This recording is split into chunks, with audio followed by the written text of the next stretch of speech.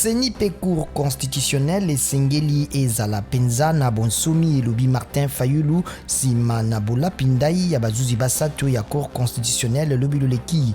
Martin Fayulu asengi na bakambi babiyamba komema mboka na masolo pona kosukisa matata maye matelemisi mboka.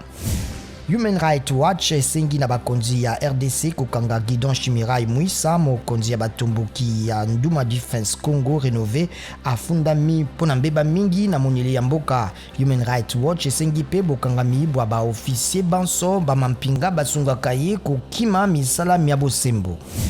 Basimba minduki ba FPIC babomi mwana moke moko basiba bale ya basoda ba polisi babale pe basoda basato lobi loleki na Irumu na Ituri. FPIC lingombali ya babira efundama kozala na boyokani na Kodeko.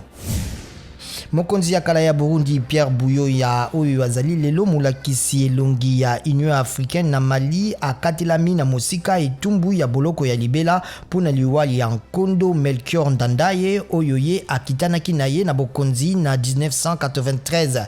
Pierre Buyoya aboyi kondima ekateli yango.